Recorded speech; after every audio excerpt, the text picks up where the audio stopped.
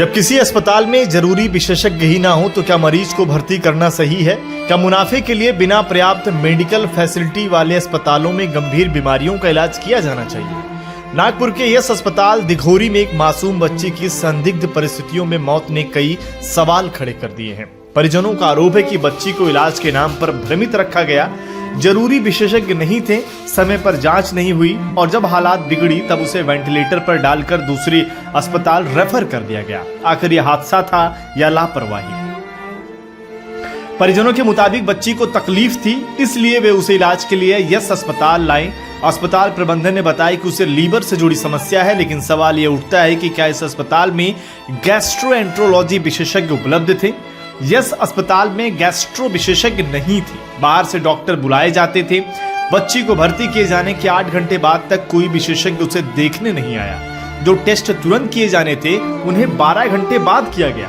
अगर किसी अस्पताल में जरूरी विशेषज्ञ नहीं है तो क्या मरीज को भर्ती कर इलाज करना सही है? क्या ये पेशेंट की जिंदगी से खिलवाड़ नहीं है?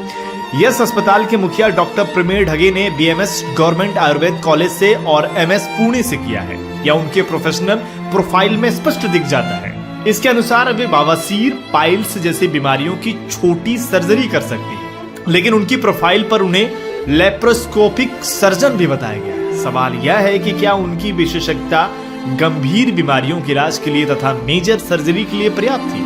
हालांकि central council of Indian medicine ने आयुर्वेदिक स्नातक को कई सर्जरी की अनुमति दे रखी। अगर नहीं थी तो अस्पताल के हर फैसले और हर प्रिस्क्रिप्शन वे इलाज कर रहे थे। अस्पताल के एसोसिएट के अलावा अस्पताल में इमरजेंसी के लिए भी उनका नाम लिखा हुआ है। एमबीबीएस डॉक्टर इस अस्पताल में एसोसिएटेड हैं, लेकिन लीडरशिप सिर्फ डॉक्टर प्रमेय ढगे के हाथ में थी। जब अस्पताल में विशेषज्ञ नहीं थे तो मरीज को सही सलाह क्यों नहीं दी गई? बजाय दूसरे विशेषज्ञ अस्पताल भेजने के मरीज को भर्ती किया गया और बाहर से डॉक्टर बुलाया गया। बच्ची के परिजनों का कहना है कि हमारी बेटी तड़प रही थी, लेकिन हमें उससे मिलने नहीं दिया गया। वह अंदर चीखती रही और हम बाहर दरवाजे पर गिड़गिड़ाते रहे। आखिर ऐसा क्यों हुआ? सर ऐसा था कि मेरी 16 साल की बच्ची थी। उसको अब इसका यानी हेपेटाइटिस उसको पिछले साल भी हुआ था और ये साल भी उसको हेपेटाइटिस हुआ था, बिलीरुबिन बढ़ा था उसका। तो हमने एक्चुअली उसको लगा था कि उसको सिकल सेल की वजह से, इसलिए हम लोग गंजू सर के पास लेके गए थे। तो सर ने बोला कि उसको हेपेटिक एन्सेफेलोपैथी है, उसका सिकल सेल से कोई लेना-देना नहीं, लीवर से लेना-देना है। तो जहाँ पे भी आपको लीवर का डॉक्टर मिलेगा, आप वहाँ पे उसको एडमिट कर दीजिए। तो हमने पिछले साल भी उसको यस हॉस्पिटल में एडमिट किया था, इसलिए हमने उनको पूछा कि आपके यहाँ पे अरेंजमेंट है क्या? तो वो बोले कि हाँ है। तो हम लोग वहाँ पे उसको लेके गए थे। तो हमने उसको 27 दिसंबर को 4 बजे उसको एडमिट किया था। तो वो थोड़ा-सा यानी उसका ब्रेन में भी इन्फेक्शन था, इसलिए वो थोड़ा-सा अलग-सा कुछ अजीब-सा व्यवहार कर रही थी। तो वो बोले कि आईसीयू में एडमिट करना पड़ता है। तो हम बोले कि पहले तो नहीं बोले थे, लेकिन हमने फिर बोला कि ठीक है, अगर उसको 1 दिन के लिए करना है तो हम कर लेते हैं, क्योंकि मुझे पता था कि उसको हॉस्पिटल से बहुत डर लगता है। हम नहीं बोल रहे थे उसीलिए, लेकिन कर दिया। फिर 7 बजे उनके जो कंसल्टेंट है डॉक्टर प्रमेय ढगे और डॉक्टर रवि यादव, ये दोनों 7 बजे आए, जबकि पेशेंट को 4 बजे एडमिट किया और वो आने के बाद खुद बोल रहे हैं कि उसका लिवर फेलियर है और उसको लिवर ट्रांसप्लांट लगेगा। और बोले कि हम लोगों ने गैस्ट्रोएंटरोलॉजिस्ट को बुलाया है। तो गैस्ट्रोएंटरोलॉजिस्ट अगर जब पेशेंट का लिवर अगर फेल है, तो गैस्ट्रोएंटरोलॉजिस्ट का काम है कि तुरंत आके देखने का। तो वो 4 बजे पेशेंट को एडमिट करने के बाद रात को 11:30 बजे, पौने 12 बजे वो आए और उन्होंने देखा और बोले कि उसका लिवर फेलियर ही है, उसको लिवर ट्रांसप्लांट लगेगा और मैं कुछ टेस्ट भेज रहा हूँ उसके लिए, तो वो अपने को भेजना पड़ेगा। यानी वो 8 घंटे लेट आए। पहले ही वो 8 घंटे लेट आए थे। ये मेडिकल नेग्लिजेंसी ही है पूरी। तो पिछली बार हमारी बच्ची को ये हुआ था ना, जॉन्डिस हुआ था, तब वहां पे एडमिट किए थे एक्चुअली। इंश्योरेंस की वजह से हमने वहां पे किया था। तो इंश्योरेंस है वहां का, इसलिए हमने वहां पे किया था। तो वहां का हमको यानी पिछले साल अच्छी हुई थी, तो हमको लगा कि अच्छी हुई है, डॉक्टर अच्छे हैं, तो इसलिए हमने वो दिमाग में सोच के हमने वो वहां पे लेके गए थे। एक बड़ा आरोप लगा है कि आपकी बच्ची का ट्रीटमेंट जो बीएमएस डॉक्टर ने किया। हाँ, डॉक्टर प्रमेय ढगे जो है उसका जो डेजिग्नेशन है, अब आप भी अगर इंटरनेट पे अगर सर्च करोगे तो उसका डेजिग्नेशन आपको बीएमएस ही दिखेगा। हालांकि वो ऐसे क्या बोलते सीरियस पेशेंट को वो अटेंड नहीं कर सकते। उसके बाद भी आपकी उन्होंने एंट्री की और उसके बाद ट्रीटमेंट की बात की? हाँ हाँ, और सबसे ज्यादा तो जो स्टाफ है वहाँ का, क्योंकि मेरी बच्ची माइनर थी, माँ बाप कोई ना कोई आईसीयू में चाहिए था, लेकिन वहाँ का स्टाफ हमको हकाल देता था। वहाँ का जो एडमिन मैनेजर है, कोई तो भी, क्या नाम, मुझे नाम नहीं मालूम, मैं तो था नहीं यहाँ पे, मैं गोवा से 18 घंटे ड्राइव करके आया, और मैं जब मुझे पता चला कि मेरी बच्ची सीरियस है, ऐसे बोल रहे हैं, तो मैं जाके देखूंगा नहीं क्या। तो वो जो बंदा था वो मुझे बोल रहा था कि चल निकल तू यहाँ से, चल तू निकल यहाँ से। ये कौन सी बात करने का उनका तरीका था। कभी भी हमको देखने नहीं देते थे जाके, हमेशा बाहर निकलो, हमेशा बाहर निकलो, क्योंकि उसको अटेंशन चाहिए था मम्मी मम्मी पापा का, बाकी के और लोगों का उसको अटेंशन नहीं मिल रहा था। 28 तारीख को अच्छा ठीक ठीक होने लगी थी। 28 तारीख को वो ठीक होने लगी थी। 29 से उसने खाना भी चालू कर दिया था, खाना भी चालू कर दिया था उसने, और वो पीना भी चालू कर दिया था, अच्छी खासा चल रहा था। तो 28 तारीख को, एक्चुअली 27 तारीख को जो रिपोर्ट्स वो बंजारी सर ने बताया, शशांक बंजारी सर ने, तो अगर वो इमरजेंसी थे तो वो उनका काम था कि वो उतने ही बजे वो भेजते। तो उन्होंने वेट किया, दोपहर में प्रमेय ढके सर 1 बजे आए। तब तक के उन्होंने वेट किया, फिर प्रमेय ढगे सर से मेरे सामने पूछा, फिर मुझे पूछा, तो बोली अगर जो वो इमरजेंसी था, ये वो टेस्ट उसके लिए इमरजेंसी थे, तो आपने रात में क्यों नहीं भेजे? उसके बावजूद भी वो 1 बजे पूछने के बाद भी वो 4 बजे उन्होंने रिपोर्ट्स यानी वो सैंपल भेजे। तो इतने 16 घंटे वो टाइम वेस्ट किया उन्होंने वो रिपोर्ट्स भेजने के लिए। उनको जब पता था कि वो रिपोर्ट्स 3 दिन बाद आने वाले हैं, तो तब तक पेशेंट की जान को भी कुछ भी हो सकता था। कुल मिला के आपका कहना क्या है कि कि हर क्या चीज डॉक्टर में की एबिलिटी नहीं थी डॉक्टर या की उन्होंने एबिलिटी लापरवाही की, क्या इनमें से? डॉक्टर की एबिलिटी नहीं थी। यानी जब लीवर का फेलियर है तो लीवर का ही डॉक्टर देखना चाहिए। उसने 24 आवर्स उसको अटेंशन देना चाहिए। और ये जो जो रिपोर्ट्स चाहिए या जो अटेंशन चाहिए वो तुम इतना लेट दे रहे हो, तो पेशेंट हम कौन से भरोसे हम समझे कि उसका ट्रीटमेंट ठीक हो रहा है। और हम जब अंदर जाते थे तो वो हमको भगा देते थे, हमको पता ही नहीं कि उसको दे रहे हैं नहीं दे रहे हैं, क्या हो रहा है क्या अंदर, कुछ भी नहीं। वेंटिलेटर पे भी रखा गया था? वेंटिलेटर वेंटिलेटर का तो वो 2 तारीख को लिया वेंटिलेटर। यानी तब तक के सर वो अच्छी थी, 1 तारीख तक उसने खाना पीना चालू किया था। और वो सर ने उसने मुझे बोला था कि मैं बोली थी उसको कि अच्छा कैसा लग रहा है तेरे को?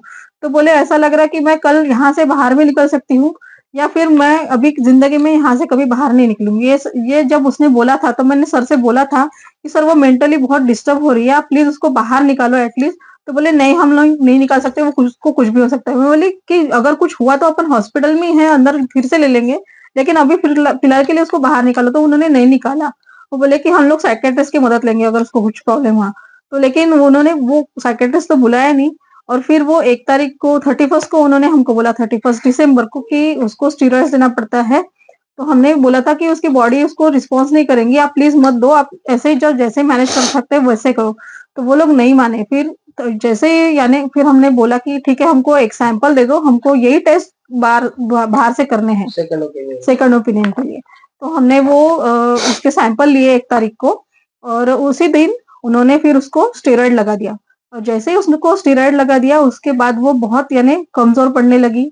और 1 तारीख को ही रात को वो बहुत चिल्लाई, उसको कहीं तो भी पेन हो रहा था। तो हम लोग बहुत अंदर भागे थे, रात को 11:30 बजे वो बहुत चिल्ला रही थी। तो हम अंदर भागे तो बोले कि आप लोग बाहर निकलो यहाँ से पहले और हम देखेंगे। तो हम उनको पूछ रहे कि क्या प्रॉब्लम है, वो तो बताओ उसको। यो इतना चिल्ला, बच्चे की चीखें आप तक पहुंच रही थी? जी हाँ जी जी, बच्चे की चीखें हम तक इसलिए हम पहुंची, लोग इसलिए दौड़ हम के गए। भागे, इसलिए हम भाग के अंदर चले गए थे। और फिर उन्होंने रात में फिर इतने रात को उसको पेन भी हो रहा था, लेकिन ना कोई कंसल्टेंट आया ना कोई देखने आया उसको। और फिर दूसरे दिन ये क्या सुबह, मल्टी स्पेशलिटी हॉस्पिटल है हाँ, मल्टी हाँ स्पेशलिटी हॉस्पिटल। जिसको चला रहे बीएमएस डॉक्टर? हाँ, बिल्कुल हाँ क्या बिल्कुल। नाम है हॉस्पिटल का? Yes yes hospital. Hospital, Dighori square. और उसमें से सबसे ज्यादा मेन बात तो ये है कि जो डॉक्टर शशांक बंजारी करके जो है गैस्ट्रोएंट्रो, उसने सिर्फ 7 दिन में 2 बार विजिट किया।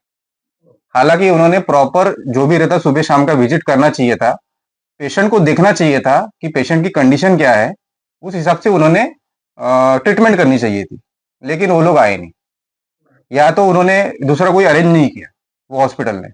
अरे अगर वो नहीं अवेलेबल या कुछ है तो उन्होंने हमको बोलना चाहिए था कि आप यहाँ पे मत करो, आप दूसरी जगह पे लेके जाओ। हम दूसरी जगह पे लेके जाते थे, हमारी बच्ची बच जाती थी। मेरिट लेकिन में आई है? हाँ हाँ 10वीं मेरे में मेरिट में थी। 10वीं में मेरिट आई थी सर, वो भी बिना ट्यूशन के, बिना कुछ किए। और उस तब पिछले साल भी उसको जॉइंटिस हुआ था, उसमें 2-3 महीने उसको वैसे ही वेस्ट हो गए थे, फिर भी उसके बावजूद उसने पूरी पढ़ाई करके वो मेरिट आई थी सर। अब इसमें आपने पुलिस में शिकायत दर्ज हाँ हमने पुलिस को निवेदन दिया है, 26 जनवरी को हमने पुलिस को परिजनों के मुताबिक बच्ची को जरूरी समय पर विशेषज्ञ डॉक्टर की देखरेख नहीं मिली, बिना पारदर्शिता के इलाज चला। फिर अचानक कहा गया कि अब उसे वेंटिलेटर पर डालना पड़ेगा। वेंटिलेटर लगाने के कुछ समय बाद ही उसे दूसरे अस्पताल रेफर कर दिया गया, लेकिन तब तक बहुत देर हो चुकी थी। अब सवाल उठता है कि मुनाफे के लिए लापरवाही, अस्पताल ने इंश्योरेंस क्लेम किया, परिवार ने खो दिया सब कुछ। जिस बच्ची ने 10वीं में मेरिट हासिल की थी, जो अपने भविष्य के सपने संजो रही थी, वह अब इस दुनिया में नहीं रही। लेकिन अस्पताल को उसका इलाज करने के बदले इंश्योरेंस कंपनी से पूरा भुगतान मिल गया। परिवार सदमे में है, अपनी बेटे के लिए न्याय की गुहार लगा रहा है। अस्पताल ने आरोपों को सिरे से खारिज किया, लेकिन कैमरे पर सफाई देने से इनकार कर दिया। डॉक्टर प्रमेश ढगे ने कहा, अगर मरीज को कुछ होता है तो अस्पताल को ही दोषी ठहराया जाता है। सकद्रा पुलिस जांच कर रही है, लेकिन क्या तकनीकी पहलुओं की निष्पक्ष जांच होगी? जीएमसी में पुलिस रिपोर्ट भेजेगी, फिर तय होगा लापरवाही थी या नहीं, इलाज ठीक से हुआ या नहीं। यस बरोबर है। इस हॉस्पिटल के ऊपर जो डॉक्टर उमक फैमिली है, उन्होंने ऐसे आरोप लगाया कि उनकी जो अक्षी उमक करके जो 16 साल है, उसका ट्रीटमेंट बराबर नहीं हो गया, गलत तरीके से ट्रीटमेंट हो गया करके उसका डेथ हो गया। उसके हिसाब से उन्होंने कंप्लेंट किया है। उस कंप्लेंट के आधार पे हमने यस हॉस्पिटल से जो भी ट्रीटमेंट के जो उसके कागज पत्र थे, पेपर्स थे, वो हमने बुला लिए है।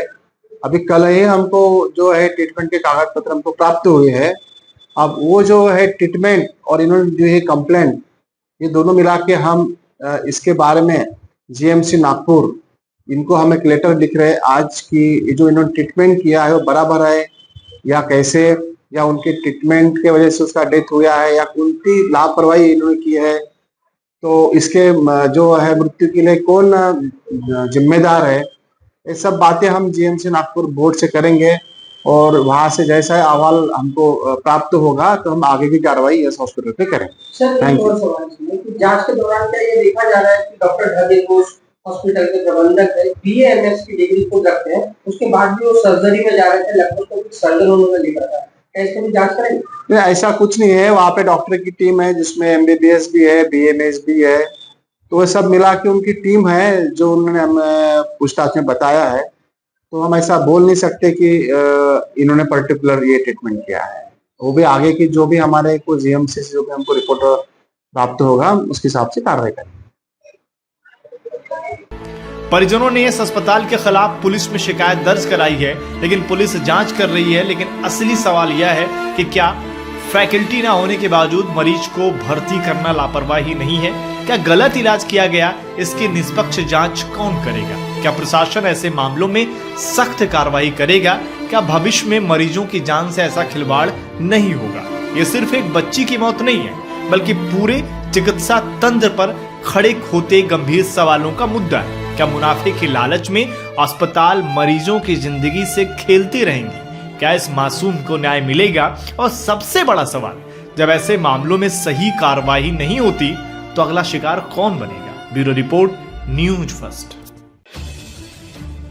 अगर आप ये वीडियो YouTube पर देख रहे हैं तो हमारे चैनल को सब्सक्राइब कर बेल आइकन दबाएं।